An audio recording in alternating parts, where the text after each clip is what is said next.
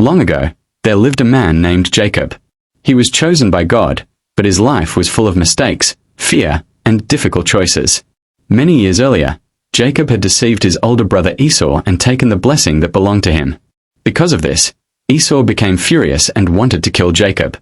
Jacob fled far away, where he spent many years working, building a family, and becoming wealthy. Yet deep inside, he always carried the fear that one day he would have to face his brother again. Finally, God told Jacob it was time to return home. As Jacob traveled back with his wives, children, servants, and large flocks of animals, frightening news arrived. His brother Esau was coming to meet him, and he was bringing 400 men. Jacob's heart filled with fear. He didn't know if Esau had forgiven him or if this would be the day he would lose everything. So Jacob divided his family into groups, hoping that if one group was attacked, the others might survive. Then he prayed, "Lord, you promised to be with me. I don't deserve your kindness, but please save me from my brother." That night, Jacob sent his family across the river. He stayed behind, alone. The wind blew across the dark valley. The stars filled the night sky. Everything was silent. Then, suddenly, a mysterious man appeared. Without saying a word, the stranger grabbed Jacob. A fierce struggle began. They wrestled through the entire night. Jacob refused to let go. The stranger was no ordinary man. There was incredible power in him. Still, Jacob kept fighting with everything he had. Hours passed. The sky slowly began to brighten. The stranger touched Jacob's hip. Jacob stood frozen. The mysterious man released his grip. The first rays of sunrise spread across the valley, and Jacob slowly realized what had just happened.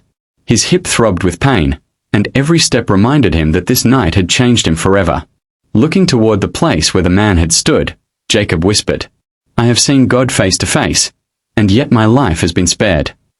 He named that place Peniel, because it would forever remind him of the night God transformed his heart. Taking a deep breath, Jacob picked up his staff and began walking. Every step was slower now because of his injured hip. But something inside him had changed. The fear that had controlled him for years was gone. As the sun rose higher, Jacob looked into the distance. There, he saw Esau. And behind him, 400 men were riding toward him. The moment Jacob had feared for 20 years had finally arrived. Jacob stopped for a moment. He quietly arranged his family behind him. Then, without turning back, he walked forward alone. As the distance between the two brothers grew shorter, Jacob bowed to the ground. Once, twice, 3 times. He continued bowing until he had bowed 7 times before his brother. Everyone held their breath. Jacob expected anger. He expected revenge. He expected judgment. But instead, Esau suddenly began to run. Jacob looked up in surprise. Esau reached him, wrapped his arms around him, and embraced him tightly. The two brothers wept together. Years of pain, years of hatred, years of separation, melted away in a single embrace. Jacob couldn't believe what he was seeing.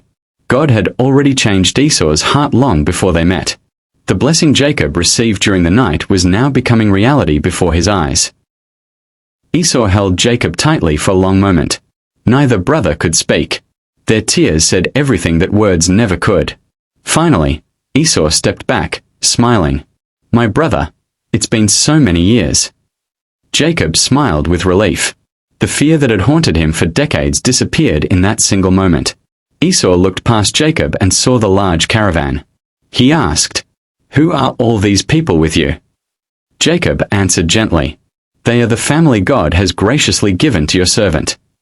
One by one, Leah came forward with her children and bowed. Then Zilpah and Bilhah approached with their children. Finally, Rachel stepped forward with young Joseph beside her. Each of them respectfully bowed before Esau. Esau looked at the expensive gifts Jacob had sent ahead the day before. Hundreds of goats, sheep, camels, cattle, and donkeys. He smiled and asked, "My brother, why did you send me all these animals?" Jacob lowered his head. "They are a gift for you, so that I may find favor in your sight." Esau gently shook his head. "I already have more than enough. Keep what belongs to you." But Jacob insisted, "No, please accept my gift. Seeing your face today is like seeing the face of God, because you have welcomed me with kindness." Esau looked at Jacob for a moment. Then he accepted the gift. Not because he needed it, but because he understood what it meant. It was Jacob's way of making peace. After a while, Esau said, "Come with me. Let us travel together." Jacob looked at his children. He looked at the young animals walking beside them. Then he answered carefully, "My Lord knows the children are still young, and the flocks must move slowly.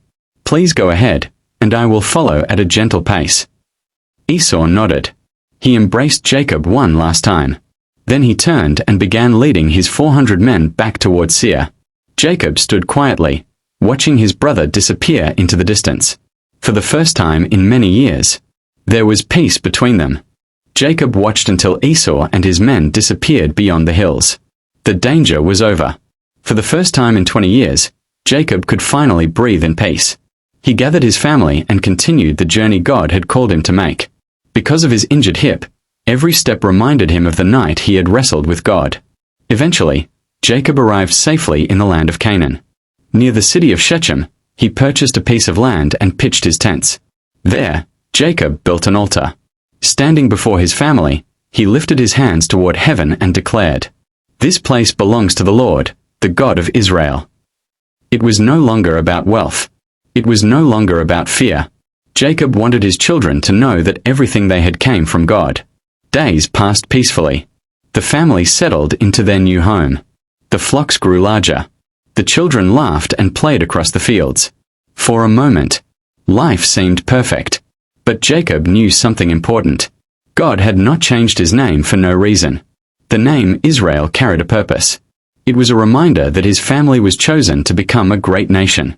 One evening, Jacob gathered all of his sons around the fire. The flames danced in the night as he looked into each of their faces.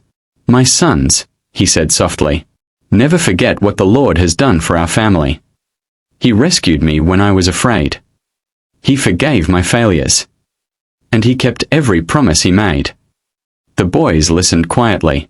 They had heard many stories about their father's journey. But this time, they could see the truth in his eyes. Jacob was no longer the man who depended on deception. He had become a man who depended completely on God. The journey